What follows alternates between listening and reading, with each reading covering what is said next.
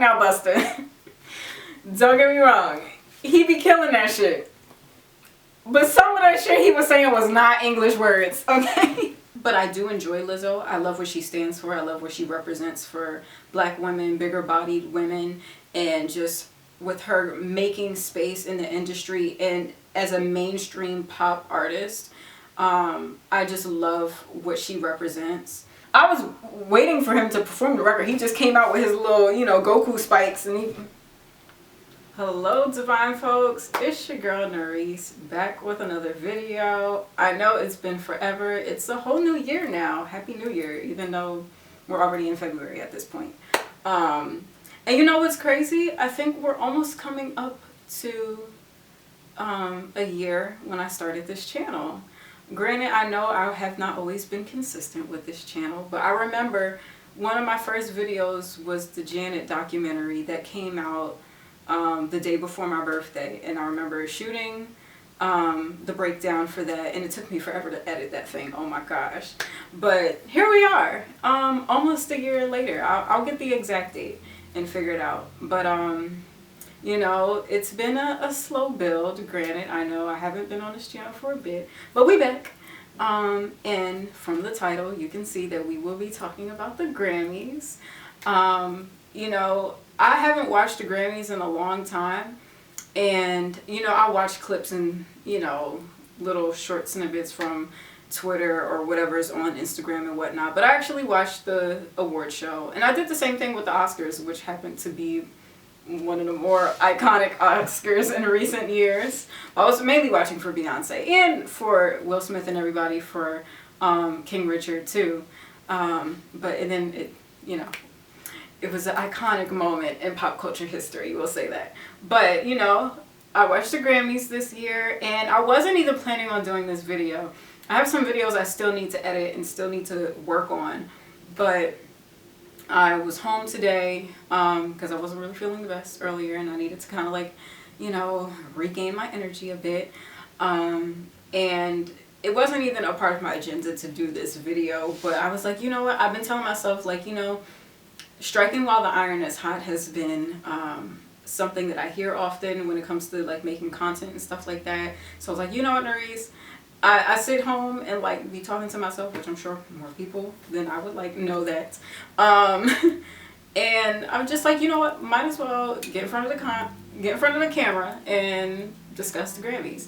And I'm gonna challenge myself this time to not edit down this video and just go straight through, which is something that I haven't done before. Like usually if there's like dead space or whatever, or you know, if I pause for a period of time, then I'll just, you know, edit it down. But we're just gonna go with the flow, and I'm just gonna talk straight, no chaser, and give you all my thoughts and input. So, you know, for those who have subscribed and look forward to these videos, thank you. I'm very grateful for you, my divine folks.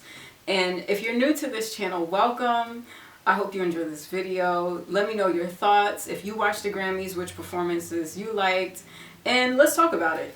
And so in this particular video, we're only going to talk about performances. I'm going to do a separate video where we talk about awards, so look out for that. But right now, let's get into the performances. Now, I'm not going through every single performance. This is specifically geared towards like pop artists, R&B, hip hop, that kind of space, you know. That's kind of where we are with it. And don't get me wrong, I love other genres of music, but that's not really what we do here. You know, every now and then I might dabble into like another world of music if I'm in the mood, but for now we will discuss some of my favorite performances and just my opinions and thoughts, and let me know what you think as well in the comments below. And again, if you're new, subscribe, like, comment, share with your homegirls. Like, yes, Nerese is doing another video. She didn't give up on her channel. So, you know, if you're a supporter or a hater, whatever, thank you for the engagement. I appreciate it. Share with everybody and let them know that your girl is back. So with that said, let's get into it. And this isn't going to be in any particular order. I just wrote down names of people whose performances that I saw and wanted to talk about a little bit. So we're just going to go in a random order. if I can remember the order of how this actually happened. And of course, you know me, I got my notes. It's funny because I was supposed to be using this notebook for something else, but you know, certain events happen in life that kind of changes course, but it's fine. Here we are doing what we're supposed to be doing. So anyway, I think I would have saved that. Let's go with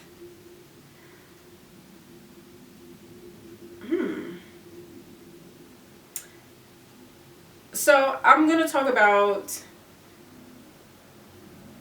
damn, all right, who do I want to talk about first? Because I was just writing this down. I didn't do any particular order.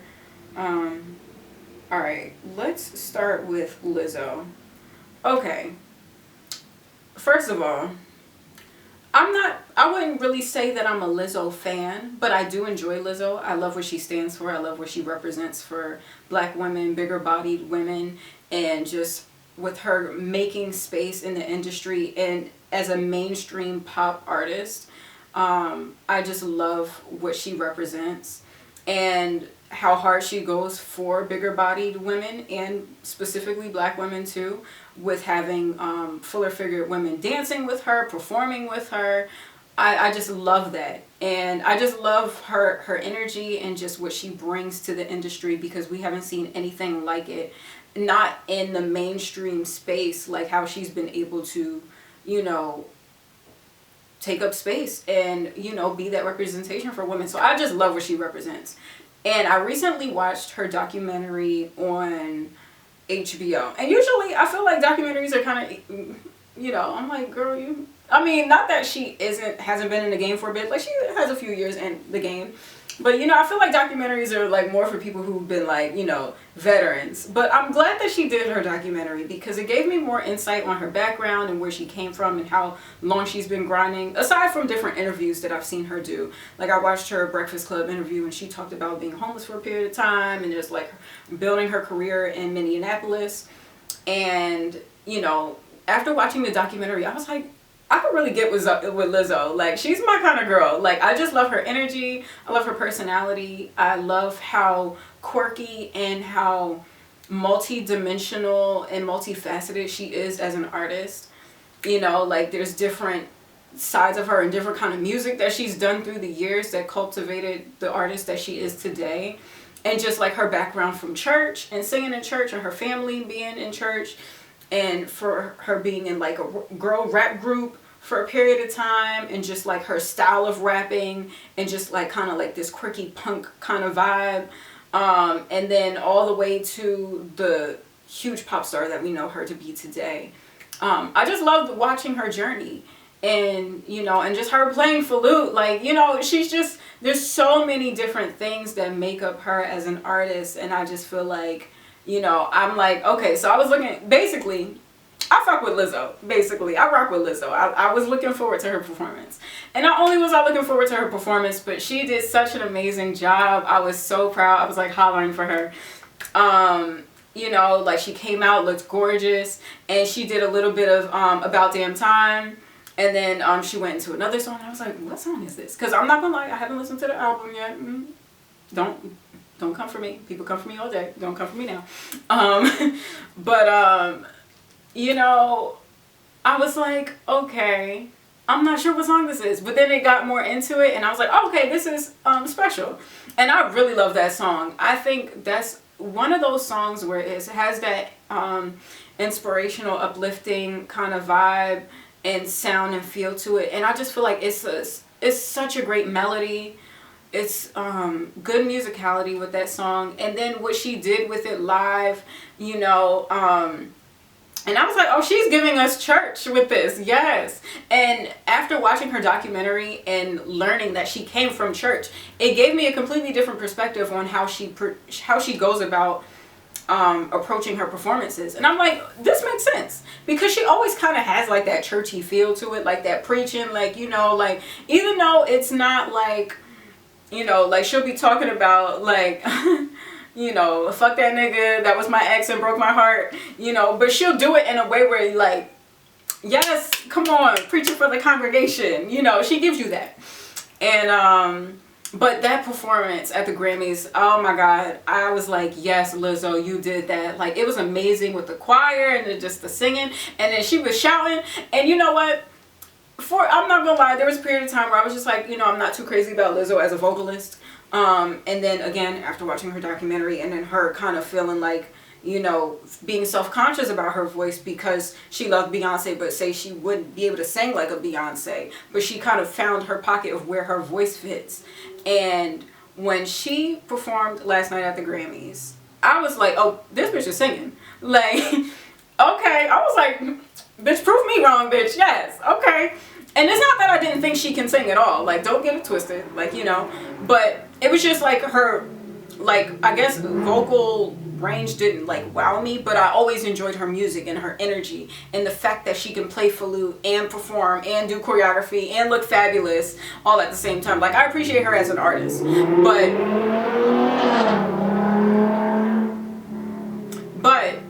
her performance was amazing because I think she gave us vocals and she was getting into her like shouting like real church, you know, and I was just like, yes, Lizzo. So I loved her performance all around. I think she did a great job and one of the best performances of the night, in my opinion. So yeah, that's that on Lizzo. Harry Styles. He's pretty much like the only pop person that I'm gonna like touch on for a little bit. I think Harry had a good performance. You know, again, I'm not a Harry fan, but I do like Harry Styles. And As It Was a huge record last year into this year. And, you know, I look forward to his performance because I know he gives energetic performances. And I just love his, like, you know, I love the whole pop flamboyant aesthetic that he's going for. Like, I know some people was kind of like, okay, we've seen this before. Like, there's Prince, there's Elton John. I'm like, yeah, okay, there were those artists and we love them, you know. But, I mean, that's just how he chooses to express himself as an artist today. And I love that for him. And he's, you know, an energetic performer. I think he's very charismatic on stage. He has great stage presence. And he has a great voice, too. And As It Was is just a great record. Like, it's just a good song, you know. So he had a good performance. I was surprised they did that little tourney thing from the video on stage and had all them people on there. I'm not gonna lie. I was like, hold on now, Harry, did you stumble a little bit? Like, it looked like he was like, whoop, you know, when he was coming down the steps. But he caught himself and got himself together. So, you know, he played it off very well. But, you know, I think his fit gave, like, you know, he gave us fashion. He gave us performance. He gave us energy, charisma. And, yeah, I think he did a great job.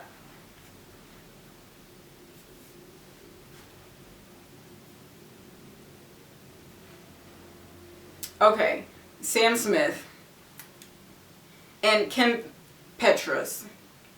I hope I'm saying her name right. Lord, forgive me if I'm not. Sam Smith and Kim Petras. Now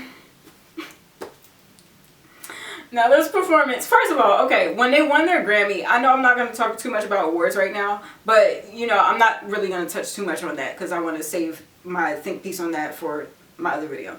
But, you know, when they were in the ceremony and, you know, going up for their awards, I was like, ooh, okay, outfits, like, you know, all red. And I get it, it was on brand with the song and, you know, and Unholy was a huge record, you know, and I know it had been a while since Sam Smith was nominated for a Grammy. So, I was excited for him too, and I think Unholy is a bop. And it definitely gets airplay, and I'm sure it's doing well on Billboard somewhere. I haven't checked recently. But I know it was high on the Billboard at some point. But I was like, okay, yes, y'all giving these fits with the all red. All right, okay, I see that. I see what this is going for here. I did something similar for my prom, but it was just prom. It wasn't like, you know, a Unholy vibe. I actually went to a Catholic school, so very much couldn't give that. But, you know, I did all blue my junior year and senior year. I was like, okay, let's do all red. Like, you know, blue pill, red pill. That wasn't the intention at first, but it was just like the contrast and primary colors. Anyway, beside the point. So I peeped the vibes. I peeped the looks, and I was like, okay, I see where this is going here. Now, onto the performance. Child, it was giving very Illuminati. Of course, like, But my only thing was, like, I wasn't surprised by that because it was the song, like, and, you know, whatever. I was a little bit surprised that that was what Sam Smith was giving. But then again, they are very flamboyant in their expression. And, you know, there's always that stigma that anybody from the LGBTQ space is like, oh, God and Jesus wouldn't love this person and blah, blah, blah. So, you know, if that, you know, them coming together to make this song was kind of like, oh, fine. Oh, you think I'm unholy because of who I am? Then so be it. Then I'll double down on that. And I kind of love that vibe. So I didn't know if that was kind of like the inspiration of the record. I don't know. But I can see that, you know. So I was kind of with it. You know, I'll be trying to like do the little breakdowns of the intention behind the scenes. I don't know. But my only thing, aside from the fact that it was giving very Illuminati, I was like, okay, like I understand like the whole thing was all red. That was the style and the look and the whole aesthetic of the performance. But I'm like, can y'all at least add like one white light so I can see y'all? Like, cause I couldn't see them. You know, I'm just like, turn the lights on a little bit, or at least do like a light red or something so I can see the moving parts. Because I see you're giving choreography right here. I see you got dancers. I see she's in the cage over here. There's a camera in the cage. And you're giving angles. I'm like, okay, all right, I can appreciate that. But I couldn't even see them. And you know, and the only thing I could see was like a silhouette and then him put the hat on with the horns. And I was just like, okay, all right, okay, Sam. All right, I want to see y'all, but I can't, you know, so... Yeah, it was giving very Illuminati. And Trevor Noah, shout out to Trevor Noah, who was the host. Shout out to Trevor Noah because I happened to be at one of his last few shows before he left The Daily Show, the one with Barack Obama. Me and my dad, we were there. Yes, got tickets last minute. Not last minute, I actually had them tickets for a while, but you know, I thought they changed the time, so I thought I wasn't going to be able to go, but then I ended up going, and we went, had a good time, whatever. We were in the same room as President Barack Obama and Trevor Noah, so, side note. Anyway, Trevor Noah did a great job hosting, and he did, I think his bit after the performance was kind of funny with him like acting like he was calling his mom. I was like, okay, I like how he addressed the elephant in the room in a comedic way. That was dope. But yeah, that's my thoughts on that performance.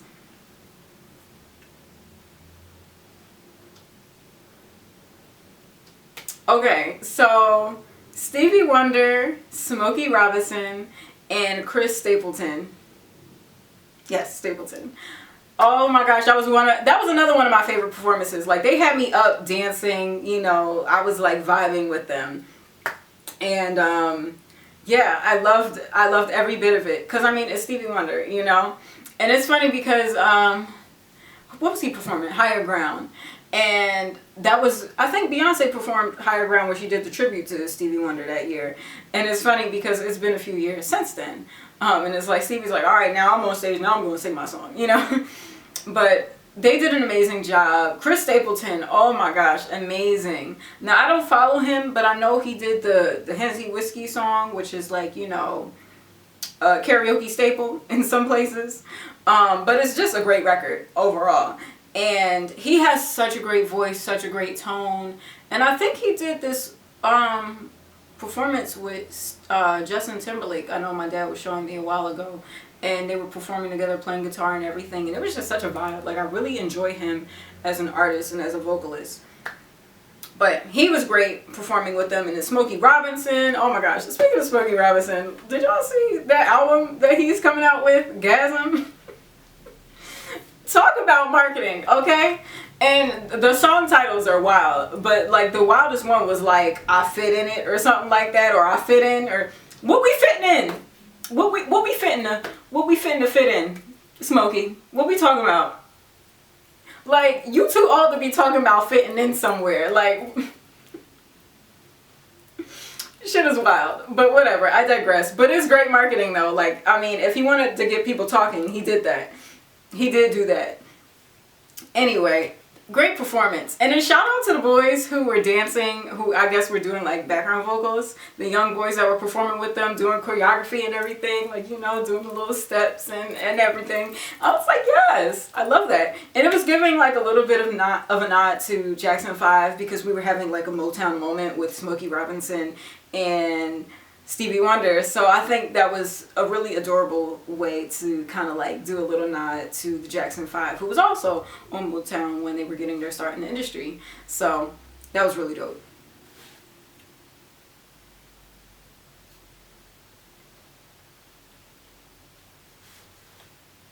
Okay, so they did the tribute to, you know, the fallen artists over the years, and they started out with Quavo doing a performance in honor of Takeoff.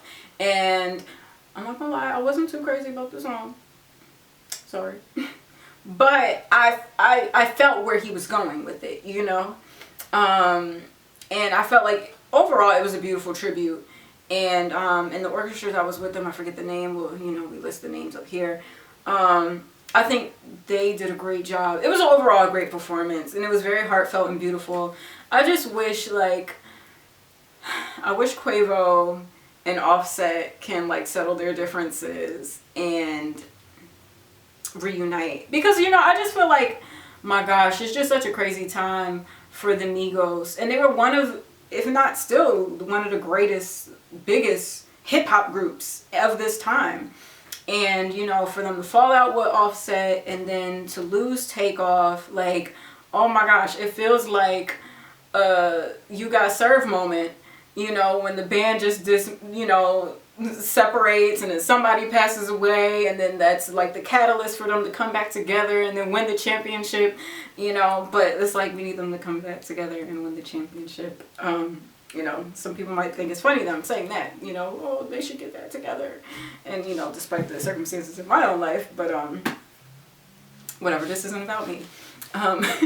You know, but I like to be hopeful in that way, just because, you know, I feel like if people are willing to be honest about their differences and put everything on the table and not only be accountable for their own actions, but be accountable for their feelings too. Like, you know, if somebody hurt you and, you know, you like, oh, no, I'm good. But you're not good. You know, you're not good. And it's okay. It's okay to not be good. You know, if somebody hurt you, and say that, you know, say that so there can be an honest, you know, resolution or a way to, you know, you can't fix a problem without addressing the problem, you know.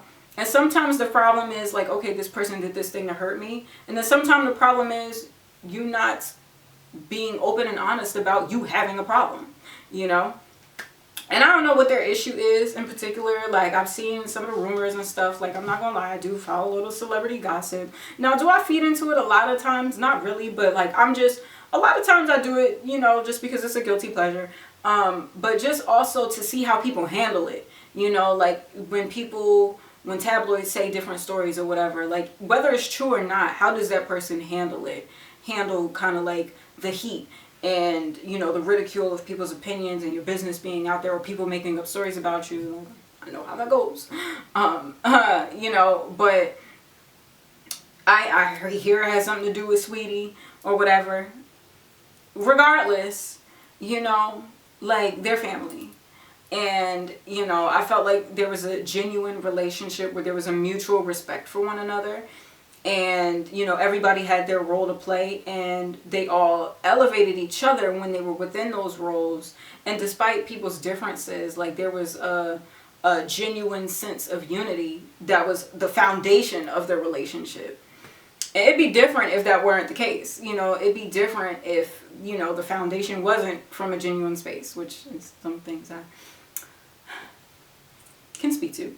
But, you know, I just hope they get through that and get to a space where they can come together and make music, but not even just for music, but just for them as people, and get to a space of healing for themselves, you know, not just as Offset and Quavo, but for the men behind the persona. You know, I really hope that they can get to a space of healing and move past whatever is keeping them, you know, at odds. But that's my thoughts on that performance.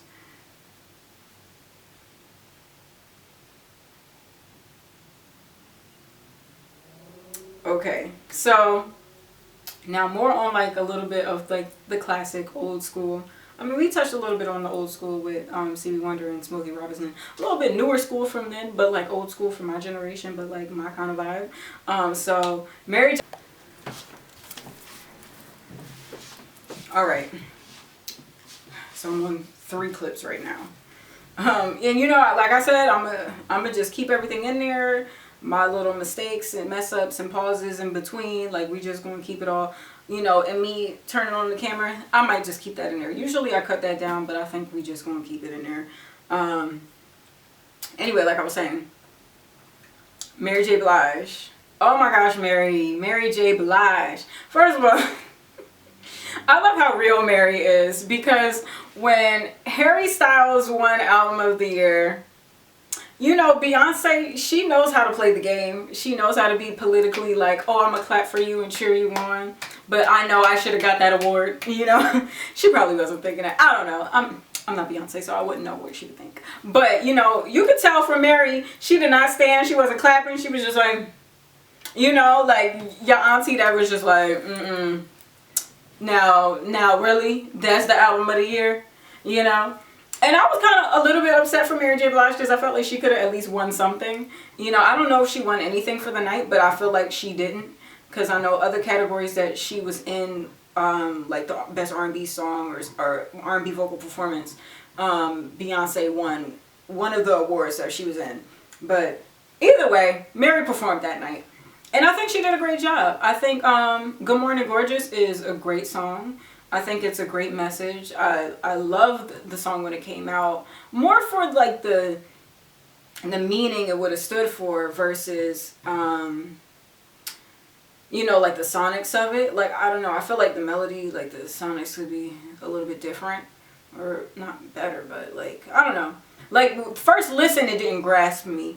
But it was more like the context of the song that grasped me more than anything. So, if that makes any sense. But I was just like, yes. Wake up in the morning and tell myself, good morning, gorgeous. Like, you know. And I just feel like it was so, you know, relevant to a lot of the narrative that's out today in terms of like self-love, healing your self-esteem and what you think about yourself and what you tell yourself and how you see yourself. And I've been on my own journey of that within the last few years too, just like, you know, just a lot of turmoil that's happened in my life. And then getting to a space where I was like, okay, I can't go back in the past and change this, you know. Some of it I wish I did, but then part of me is like, you know, I wouldn't be the woman that I am today had I not gone through what I went through, despite how challenging it could be and despite how things kind of fell apart.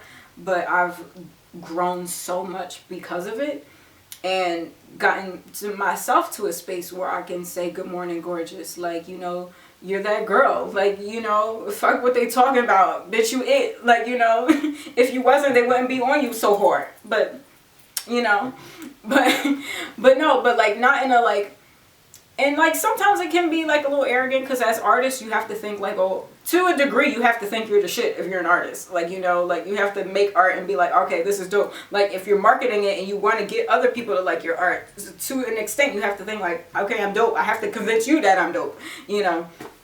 But it starts with you.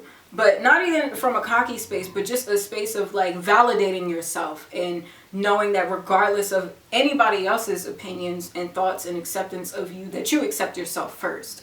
You know, like you start off the day, you know, no hair and makeup, you know, no glitz and glam, and really get to look at yourself like flaws and all and say, I'm beautiful, I'm gorgeous, I'm worth it. And not just on a physical level, but my soul, my spirit, who I am. You know, that's what makes me beautiful.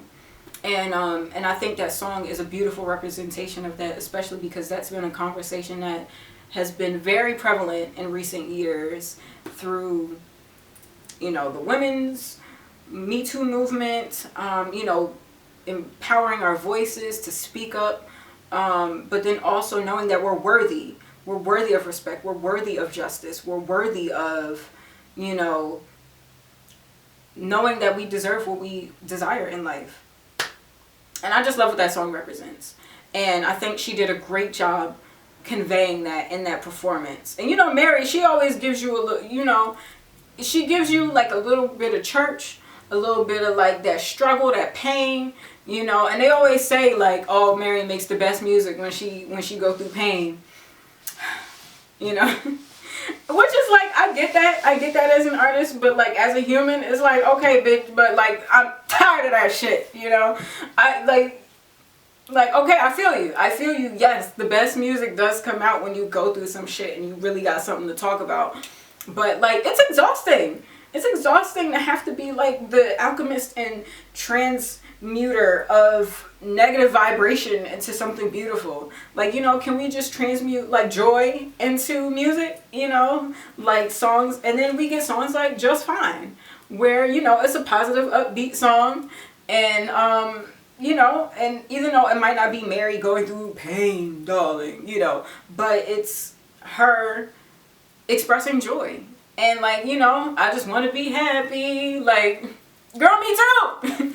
Me too. Me too movement. On joy. But, you know, but she gives you that. She gives you that. She gives you that raw emotion in her performance. And she looked amazing. You know, let me tell you something. I feel like Mary be aging backwards. Like, there's times in her youth where I felt like she looked older than she does today. You know, like her body looks amazing. Her, like, you know, I feel like it's the hair too. Like when you wear like long hair, and you know, she's got the blonde that's been her thing for a while. You know, the blonde long hair, and just her body is sickening at whatever age she is. I understand why she ain't one that's calling her auntie, because she said, bitch, like, I could be your sis. Like, do you see this? Do you see this? I'm not your auntie. Like, your auntie my auntie. Like, but, you know, very sickening.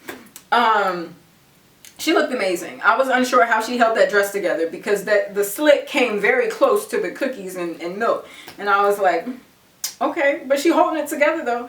And you know what else too about that performance? I'm not gonna lie. When she came down on the little thing, I was like, now you know who did something a little similar to this recently. I'm like, okay, it's giving very like be at Dubai, just a little bit, you know, with the little thing raising and coming up. I mean, she ain't go all the way up into the sky like Beyonce did, but you know, and with the little thing in the back that you hold on to, I was like, okay, now the same company that made Beyonce's thing had to have made this or something. I don't know. But that was my only little thing that I was just like, okay, Mary, you know. But aside from that, like, the performance was great. We love Mary. Like, she's a legend. She's the queen of hip hop and R&B, you know, and she did a great job. And I wish she had won something. I'm going to double check on that. But I don't know if she won anything that night. But I know there was a lot of categories where she didn't win. No shade. I mean, it's just the facts. But I wish she had won something, because like she's a legend, a living legend. And I feel like people sleep on Mary. Like, I felt like not enough people were talking about Mary J. Blige last night. You know, it was very much Beyonce's night, which anywhere Beyonce goes, it ends up being that. But, excuse me. But Mary J. Blige is a living legend. And I feel like she don't get her flowers enough in these spaces, in the space of a Grammys. Like, it's very much a popularity contest, which I get, but Mary is an icon, okay? Like, we need to give her flowers.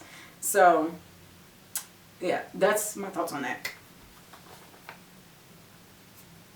Okay, let me just try to go through these last few ones, because I didn't want this video to be mad long, but I feel like that's usually how these happen. But like I said, I think when I make the decision to not edit this is why. Because I'm like, especially for my longer videos, it's like, I don't got time to be sitting up here chopping in between. Like, look, you're just going to get this raw, you know, no edits. You know, I gave you a little bit of glam. I didn't wear nails this time. And I was thinking like, oh, but I love when I talk with nails. But like, you know, this is just very, I just kind of put this look together real quick. And I was just like, you know what? let's talk about the Grammys, because I want to talk about the Grammys. And I mean, I'll be talking to myself out loud about the Grammys. Might as well make content about it and, you know, watch it on my channel and help me get monetized. Thank you.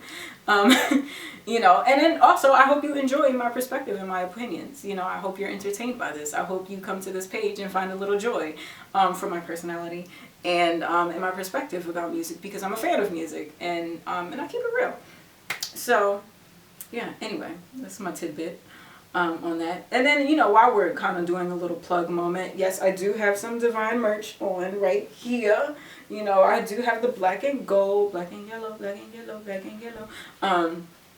You know, so do check that out if you like the vibes. We do have t-shirts and everything on Narisse.com. Narisse.com is where you can find my merch. And there you go.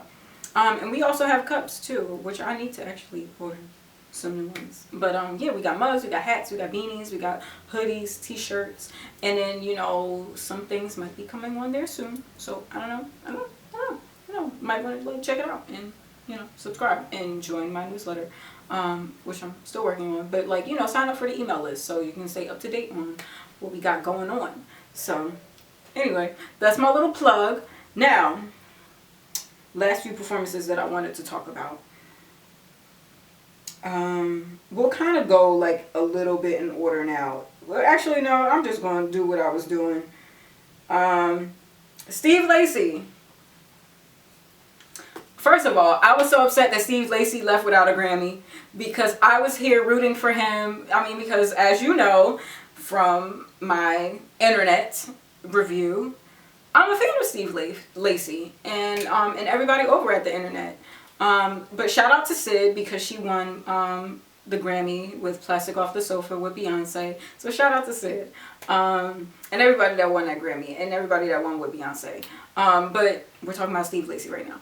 So Steve Lacy, Bad Habits, huge song, huge record on TikTok and everything. But just a record period, like on radio and on the billboards. Like it got to #1, you know. And I get it, like As It Was a huge record. But so was Bad Habit, you know. And I was so rooting for Steve Lacy. I feel like he is, even with him blowing up in comparison to like the internet being like a underground popular R&B group, I feel like he's underrated in the mainstream space, because you can tell like everybody that was winning were like huge stars, you know. And then they threw in that one like wild card with that lady that got, you know, the Grammys always got to throw in that one like avant-garde, you know, unexpected underground, like not super popular like award with that lady. What was her name?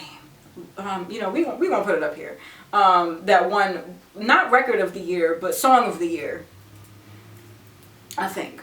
Well, you know, I correct myself up here. And I was just like, okay. But everybody else, it was like Lizzo, Adele, Beyonce, Harry Styles. You know, like the main artists who were dominating Billboard charts last year. And, you know, it was the first time that I really paid attention to Billboard. Like, I know people who have #1s and hit songs and stuff like that. But last year was, like, the first time where I really paid attention to, like, okay, who's on the Billboard right now? Who's topping the charts? Who's staying within the top of the charts and stuff like that? And, you know, Harry Styles was dominating for a period of time. And then also Lizzo's record was up there, too. And Beyonce, you know, even though her comeback was very anticipated, you know, she kind of tapped #1 for a little bit, and when the album first came out, like her songs were all over the billboards. But you know, it like rose and then kind of like fell a little bit. Granted, I felt like it was still popular, like, and you have songs like Cuff It, which I knew would be a hit. Speaking of Cuff It, I did a review on Cuff It that I never posted, so I'm gonna post that soon. Just because like I knew that was her second single, but for whatever reason I saw online that Church Girl was another single, and then I was like, oh shit, I'm talking about the wrong song, so I don't want to post this like, oh, this is Beyonce's new song, and it wasn't. And then I ended up being right anyway, which is usually the case in life. But you know, but so I was just like, all right, let me not post it because I don't want to be wrong, but I'm gonna post it, even though I recorded it not long ago. Like, I recorded it the same time I did Break My Soul, and I did the album review too, and I still gotta edit that You know, I might not edit that down. No, actually, I might have to edit that down because I have moments where I'll like repeat myself knowing that I'm going to edit it. And I'm just like, actually, yeah, so I still have to edit that. So bear with me, okay? We're working on the content. You know, side note, we're still on Steve Lacy. I'm just going to, talk about my life for a second. You know, I had got a new job that I was really excited about. And it requires me to commute out of state every day. And like I'm working in New York, which is, something that I had wanted to do for a long time. And it took a lot of like, me getting used to the travel and the workload and just like the time and the demand that it takes out of my day. And then the weekends were usually me like prepping for work. Like, okay, let me do laundry. Let me, get groceries. Let me get this together. Let me relax a little bit. Because, like I spent every day like, traveling and and so I'm trying to find like my balance of getting back into creating content. Like I want to do covers again. I want to do really like, really cool visuals. And, just get back into creating and then also doing House of Divinity. But then I was kind of like hesitant on House of Divinity, just because like I don't want to be critiquing artists too hard, and then like say one day it's like I meet Beyonce and Beyonce like, I remember what you said about me on that video. And it's like, girl, but I just got to keep it real, so I be hesitant about, I don't know, stuff that I say. But at the same time, it's like, I want to keep it real. Like, I don't want to hold back. And I mean, some people hear my opinions regardless anyway. So might as well put it on wax and, put it on YouTube. But, and I was like, and I want to do more than just like review award shows and music and stuff like that. Like I want to get into more inspirational stuff. Like if you follow me on Instagram, and I don't really post too much on TikTok, my empowerment teas, but that's really big for me just because like I've gone through a lot of shit and still go through a lot of shit. And sometimes I feel like I put messages out there knowing that a lot of the messages are for me, but I know if I can make it into content, it can help somebody else. And I use the catalyst of like my higher self talking to me, it being made into content in a format that can heal somebody else. And that's really what it is for me. Like that's really what matters most, is me taking my experience into a way that can empower somebody else. And so I want to do more long form content in that way too. And I'm like, is that too different? Because House of Divinity is mostly like music industry stuff, and then that's like motivation, which is a whole nother thing. So I don't know, let me know in the comments below. That lets me know you're a real one and then you actually watched this video. But let me know in the comments below if you would be interested in that. I mean, I'm probably gonna do it anyway, but but yeah, I've just been trying to figure out like, what do I want House of Divinity to develop into and evolve into. And plus like I do want to get more into my own artistry and my own performances and videos. And if you don't follow my artist page, check out Narisse, Narisse. If you look it up on YouTube, you'll find me there. I'll put cover videos, and I'm trying to get back into working on my own music. So yeah, that's kind of like what's been like holding me back for a while, but here we are, we're back. Grammys, let's go. Anyway, so Steve Lacy performed and did a great job, and he performed with Thundercat. Shout out to Thundercat, being an amazingly talented bassist and artist. And they performed together, and I thought it was great. And Steve Lacy, again, like I feel like he's underrated, and but he's so dope though. And like I loved his performance because he was throwing in a little extra runs and whatnot in there, and I'm like, oh, okay, vocals, I hear you, I see you, you're seen and heard over here. Okay, Steve Lacy. But I think he had a great performance, and it was one of the highlights that I was looking forward to, and I just wish he had won an award too. But I mean, yeah, that was pretty much my only think piece on Steve Lacy. My only thing is too about Steve Lacy, and with the whole like Gemini Rights era and aesthetic with the arrows and the little devil horns. I don't know what that's about. Like a part of me was like, okay, like, and I know like people play into that, like, I know there's like IG or like Snapchat filters with the little devil horns and such, you know. And I was just like, okay, I wonder what this is symbolic of. Like, why is that a part of the,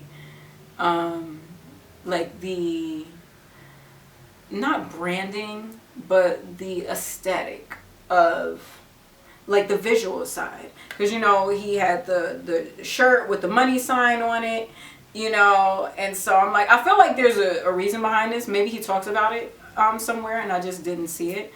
But, you know, I'm just curious as to, like, okay, what's the symbolism here? You know, because I'm very into, like, symbolism and, like, meanings behind what we see on the surface.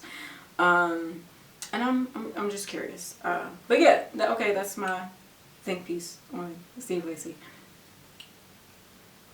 Now, 50 years of hip hop. Now, my last is very hip hop. Oh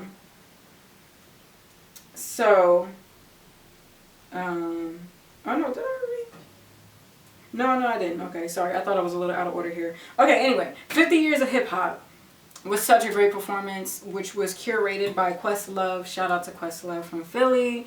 And also congrats on the Oscar last year. You know, even though the moment was a little overshadowed. But shout out to him. You know, Questlove, I feel like, is someone that's just, like, always employed, been in the game for mad long, and is just kind of, like, rubs elbows with everybody, and is, like, the sought out person to, you know, discuss and break down music because he really knows his shit. And I think he did a great job putting this together. And it was a great representation of hip-hop from the beginning all the way up until now. And I just wish there were, and I get it, there was a lot of moving parts and a lot of people there. And I'm forgive me if I don't name everybody. I know Grandmaster Flash performed. Queen Latifah performed. And she messed up my song just a little bit. But it's okay. She, you know, she does jazz and acting these days.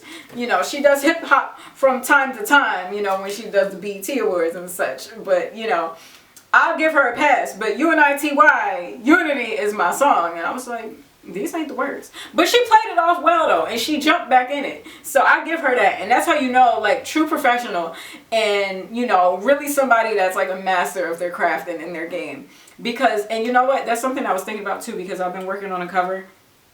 And I was practicing and I was like, look, even if I mess up, keep going through the song so I get used to, like, okay, say if I mess up, I know how to jump back into pocket.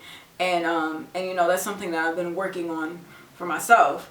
And she did that. She ate that up. Even though I was like, oh, you know, but she played it off well.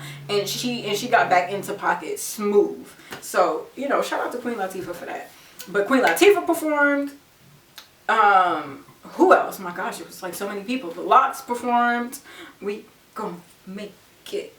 We gon' make it. We gon' make it. We gon' make it. Okay, that's my song. Lox ate that up. Who else performed? Oh my gosh, it was so many people.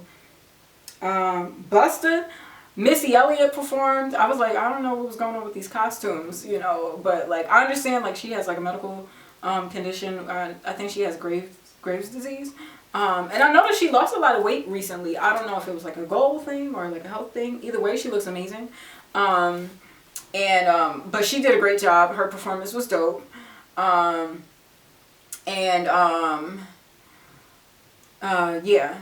But she looked great too. She looked great. I just wanted to see her face. That was my thing. Like the ski mask thing. I was like, what was my point in that? You know, the ski mask. I was just like, I want to see you. Like, you know, like, you know, but she ate though. She still ate. She did an amazing job. She performed. Who else? My gosh. Yeah, forgive me, y'all. Usually my notes are a little bit better, but I just wanted to get on here and just like, I told myself, I was like, look, we gonna wing it and we just gonna do the thing. Very authentic. And as you can see, the backdrop is a little bit different. My bookshelf is in a different place right now. I mean, it's still here. It's just like how I have it. It would just be kind of like awkward to like film there. So, you know, this is my set. Busta Rhymes performed. Oh my gosh. And you know what? I feel like Busta Rhymes is respected in hip hop, you know, but I feel like he's underrated and people don't talk about Busta Rhymes enough. And Busta Rhymes is, you know, Envy said this on the Breakfast Club this morning, and that's something that I wanted to speak to too, is that Busta Rhymes is one of the greatest like hip hop performers. And I totally agree, you know, because he gives you energy, like charisma. He's amazing with lyricism, and he just got bangers, like bops. Like, you know, and when you hear it, it's like, yes, you know, like, ooh, that's my song. Like, yes, that's my jam, you know. And so he performed with Spliff. Amazing, you know, they're a dynamic duo. And people, you know, sleep on Spliff, but if you know, you know, you a hip hop head if you know. But he performed with Spliff. And you know what's funny too? Okay, so everybody loves that that verse he did on Look At Me Now, the Chris Brown John, right? And it's funny because I was watching him on the red carpet, and she was like, can you do the verse now? And he was like, no, you gotta pay for that. And I was like, yes, okay, like, respect. I feel that. Like, no, you gotta pay to hear me rap this verse, because, like, you wrote that out, put it in the studio, made it on the song is a hit, like, you gotta pay money for that. And but then also, that was a part of his performance. So when I seen him perform it, it made me think, I was like, it's funny that he, like, I see why he gave her that answer like that. You know, it's like, not only do you got to pay for it, but like, he's doing it for the show. Like, you're not about to sit up here and rap on the red carpet. Like, what are we doing? You know. But I know she wasn't like serious about the question. I think she was just trying to be like fun and like coy. But you know, I see him as an artist like, bro, I'm about to perform this shit. I'm not about to do this here. You know. And it's funny because I was watching the Breakfast Club this morning, but I was saying this shit too. Like, while I was watching it, I was like, now Busta, don't get me wrong, he be killing that shit. But some of that shit he was saying was not English words, okay? He was saying bada boom, bada bing, bada ding, bada hing, bada. I was like, nigga, like, now you know you not saying nothing right here. It was definitely parts where, alright, it was like he was saying some shit in the beginning, and then when the shit got fast, he was just making up shit at this point. I was like, now nigga. But you know the crowd going hype, they not really going peep, but I'm like, really, Busta? You think we all wasn't going to notice that? I noticed it. Because I usually peep shit like that. But I was like, yo, now I know he not saying a goddamn thing right here. And I was just cracking up. But he still ate though. He still ate, of course. Legend. Like, you know, love to Busta. But, nigga, we know some of that shit wasn't English. Some of that shit wasn't no language, nigga. You was making some shit up, okay? So that had me cracking up. But he did a great job. And then, like, you know, they started getting to the newer school folks. Like, you know, Glorilla came out, real energetic, her with her girls doing the choreography and everything. I'm like, yes, we love that. You know, so Glorilla was out here killing it. Who else? Then Lil Uzi came out. You know what? I'm not gonna lie. I'm not the demographic of people who would generally listen to someone like a Lil Uzi and that, like, his style of music. But, you know, because of work, you know, we listen to the radio and whatnot. And just because, like, I've heard the song, like, online, like, in TikTok and everything, too. But, you know, I just want to rock. Bada yada yada. Shoulda got a bada yada yada. Yeah. That's my shit. I'm not gonna lie. He ate that up. And mind you, it's about, like, 5 lyrics in that song. I kid you not. There's literally, like, no words to that song. It's just, like, all vibes. And I can appreciate a record like that. Because it's like, hey, yo. Or whatever he was saying on there. Whatever he was saying on there. But yeah, I rock with that record. I enjoy that record. And he came out and I was like, okay, I was waiting for him to perform the record. He just came out with his little, you know, Goku spikes and I was like, okay, all right. He's like, go off Uzi. But I was like, okay, is he gonna rap the song? Because I wanted to sing with him. I was like, you know, I wanted to jam with him. I wanted to rock with him. And you know, they had the choreographers out there doing the little, you know, the little dance that they got with the, you know, and they was killing it. But I was like, okay, where everybody else at? And then, like, everybody came out at that point. Now I know I forgot some people in the, you know, 50 years of hip hop. Forgive me, I don't have everybody's name. But y'all know, you know, respect to the legends, respect to the pioneers of hip hop. 50 years of a genre. People said it was a fad back in the day. They said, oh, this rapping, hip-hopping thing, it ain't gonna last. This ain't no real music. And here we are. We have hip-hop legends. We have, you know, the genre celebrated 50 years of being in existence, but also being a art form of music, of expression, of the true example of taking, like, you know, some shitty experiences and just like coming up out the gutter and, you know, conveying it in a way of storytelling, in a way of art, in a way of like expression, wordplay, poetry on wax, like, you know, and just seeing it evolve to the billion-dollar industry that it is today, you know. And of course is one, like, you know, and hip hop started from this space of being like one of the most misunderstood genres, misunderstood demographic groups of people, you know, black folks from the hood rapping in the park. Hip hop started out in the park. I forget the rest of the line, don't judge me, but shout out to Jay-Z. And Jay-Z was there. We're gonna get on Jay-Z in a little bit. You know, and it was just beautiful to see the progression. Salt and Pepper performed. You know, okay, I remember seeing that. I think I was like, you know, eating or trying to get some food in the beginning of that performance. But yeah, it was just iconic and legendary. Run DMC was there too. Okay, it's coming back to me. I know some of these words. But yeah, you know, and it was dope. It was dope to see, and I am a true fan of hip hop. You know, even though people be like, "Oh, you young, what you know about this? What you know about Big Daddy Kane and this and that?" And it's like KRS-One. Like, I'm a hip hop connoisseur. That's the word, not connoisseur, not carnivore. But I do be consuming the hip hop. And I can eat some raps too from time to time, but that's a whole nother discussion. Anyway, I'm a fan of hip hop, you know, and it was beautiful to see. I was excited to see it, and I felt like they did a great job trying to go through the timeline of hip hop and pivotal moments and pivotal artists. And from, you know, women in hip hop as well as the men who started out through the years and then just up to where it is today.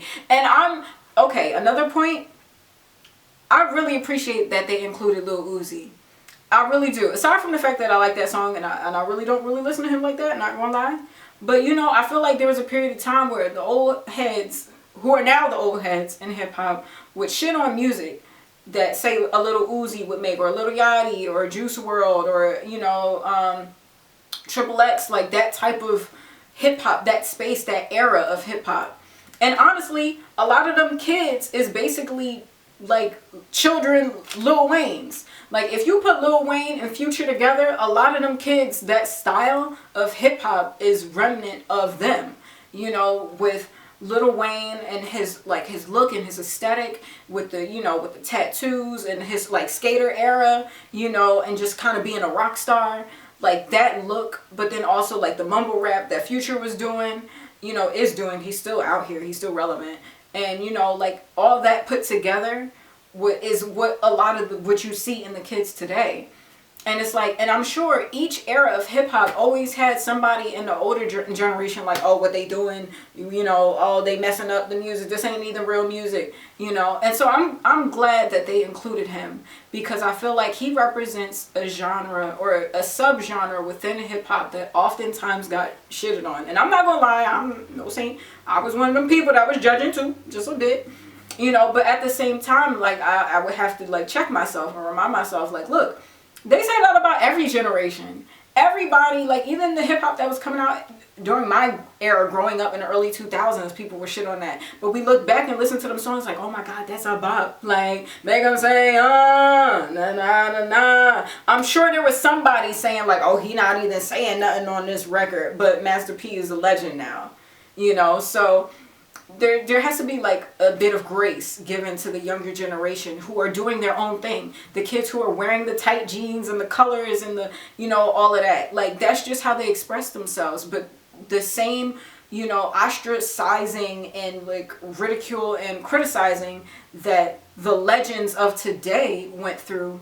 You know, there should be space and grace that they give to the younger generation, despite not understanding or maybe not relating or maybe not even liking that particular part of hip hop.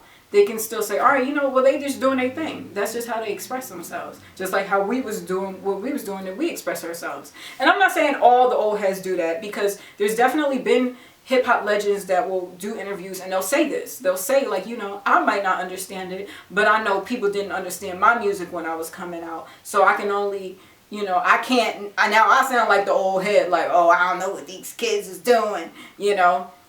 You know, you got to give them the space for them to not only express themselves, but grow like they kids. You know, they still are figuring out their style. And even the people like a Jay-Z, you know, who is still a top tier rapper as well as mogul and businessman. But just him as a rapper and artist, you know, he's one of the people who has grown in his style. You know, and only gotten better through the years. But it's like he not rapping about the same stuff he was rapping about at 26. He not rapping about the same stuff he was rapping about at 30, 35. But he's still at the top of his game and his penmanship and just him as a writer. And, you know, and you have to give, you know, even though hip hop is a fairly new genre, you have to give it the space to grow. And the artists the room to grow. And know that, okay, the stuff that they're doing now, the mistakes they're making now, like, that won't necessarily be who they are 5-10 years from now. And we got to give them the space and the grace to grow as artists, but just with their music as well. So that got into a whole think piece about, you know, hip hop. As you can see, I'm very passionate, and I am a true fan of music, and specifically hip hop. You know, just because, like, even though I might not relate to some of the lifestyle stuff that they was rapping about, but like it's something so like raw and authentic and vulnerable about hip hop. Even though it could be a little gangster, even though it could be a little, you know, this, a little that, but you know, it's just something about the genre that I don't know, I just resonate with. I grew up listening to it, and you know, I just feel like I'm glad that we're in a space where we have 50 years of hip hop, and it's being celebrated and it's being respected as a genre. So that's what I have to say about that. And now, on the note of hip hop and on the note of Jay-Z, the last performance of the night that closed out the whole show, DJ Khalid, God did such a great performance. And then also on the note of talking about Lil Wayne too. I don't think I heard this song in its entirety, I'm not gonna lie. But I did hear people, you know, I saw when it went viral and everybody was talking about Jay-Z's verse and how, you know, I didn't realize he was on there rapping for like 20 minutes on this song. I'm like, okay, all right. I just remember hearing the line about like making billionaires, and I'm just like, flex. But can I be next? But it was a great performance. And you know what? You know what's so funny? Because Jay-Z is really something else. Now I'm gonna get to all the rappers. You know, I just gotta say, alright, I'm gonna say my thought on that. Oh, just give me a second. Okay, so, you know, we open the performance up. They're outside the Staples Center rapping on the street. You know, they got the water on the ground with the lights, so the lights reflect off the ground. You know, with the I see the cinematography, I see the aesthetics, I see all that. It was dope. I love the set. It was great. Rick Ross, amazing. You know, per usual. And you know, I think Rick Ross is another one of those people who can be a little underrated, but he's always like in the room and on the records with these big moments, like a song like Monster. You know, and even though like Nicki Minaj washed everybody on that record, but he's on that record, you know what I'm saying? It's not like he's not on that record. Like Rick Ross is on that record with Nicki Minaj washing everybody. So like, you know, he still is like iconic for that. And I feel like he's always kind of in those, like on those like iconic records, and you know, and he has solid bars, you know. And you know, Rick Ross did his thing. Then Lil Wayne came out, did his thing.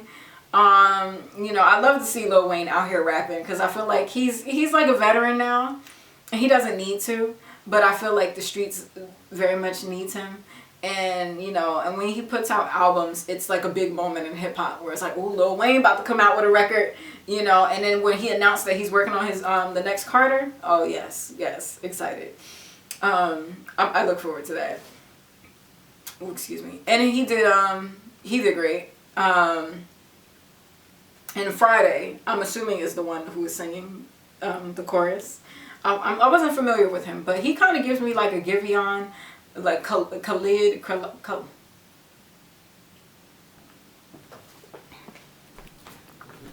All right, y'all. Okay, we back. I just had to clear some space on my memory card for a memento. But I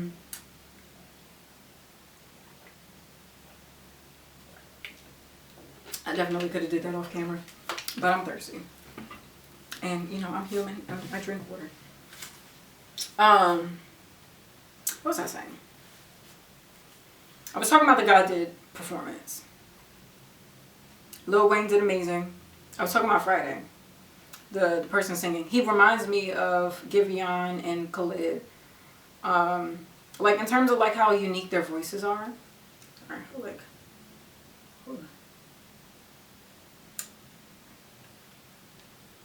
yeah, sorry, talking makes my lip gloss a little bit. Woo. But anyway, you know, he kind of reminds me of like their voice and how unique their sound is. He was there performing, did his thing. And then, you know, it was Jay-Z's turn to be on, to rap. And you know what's funny about Jay-Z? He has not performed at an award show in a long time. Right? Not to my knowledge, at least. And he's just so like in an iconic space in his career where he don't even got to stand to perform.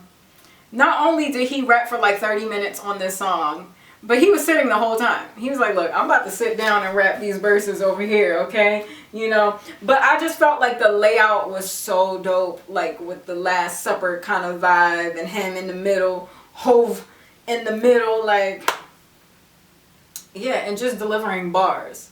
And it's like, are you going to chop the bars down? No. Like, you're going to keep the whole thing for the whole song, you know? And he did a phenomenal job. And, you know, and the crazy thing was, I felt like that was supposed to be like a moment, like a family moment where, like, if Beyoncé gets Album of the Year and then the last performance of the night is Jay-Z performing with DJ Khaled closing the Grammys. That would have been iconic. And you know what? They definitely had some different cameras too. Okay, like the cameras made it look like a movie. I was like, this is not no regular, oh, this is an award show camera. Like, no, they made this like a whole aesthetic, a whole thing. And I can appreciate that. You know, I love a good visual moment. And yeah, they did that, man. They did that. And I, you know, I just felt like the award show was very black. And I'm here for that. And I can say, like, for the performances, all right, for an award show to have people there, heavy-hitting performers who are veterans in the game at this point, like a Taylor Swift, like an Adele, like a Beyoncé, be there in the room and not touch the stage, I feel like it was still a solid award show. It was still great performances from start to finish. I can truly say that. And then Jay-Z performed. Like, you know, when's the last time we've seen Jay-Z perform? You know, and it was dope. And everybody held their part. Everybody was dope. But you know, I feel like Beyonce was right there. And Beyonce's like, look, I've been performing at these award shows for that long, okay? I'm chilling. And plus, I feel like she's still like low-key recovering, you know, from her, like, her ankle situation. Granted, she was like in like skyscraper size heels at the Rock Nation brunch, looking amazing, you know, giving very alien superstar. And then also like taking the pictures with the Grammys. Like, what did she end up winning? I think she got like 4 Grammys that night, or 3 or 4. but still dope nonetheless. And you know, and for them to have those artists there and not perform, like I said, I feel like it was still a really good award show, performance-wise. As for the awards, be sure to check out my next video where we break down the awards and we get into the nitty-gritties. I actually kind of have, you know, some hot takes on that, which, I mean, what's new? I feel like that's my brand at this point, like problematic hot takes. Yes, so I hope you enjoyed this video. Let me know your thoughts. Was there another performance that you wanted me to talk about? Maybe I have seen it, maybe I didn't. You know, there was another person that performed. There was like a guy, like a country guy. I forget his name, but they were telling a story about him working at a bar or whatever. And they had the owner come out and introduce his performance. And it was his first time performing at the Grammys. He did a really good job too. Like he was pretty solid. Now, I wasn't sure who he was or what the song was or anything like that, but I remember briefly like kind of paying attention a little bit, not really. And I was like, oh, he pretty good. So another opinion or thought on the Grammys. And yeah, so that sums up this video. I hope you enjoyed this. Let me know your thoughts. Please comment below, like, comment, share her with your homegirl if you're a supporter or a hater. But we really welcome supporters here, people who actually look forward to this content and look forward to my perspective on these things. And I hope you enjoyed this video. It's your girl Reese, and I am outie. Much love to you, my divine ones.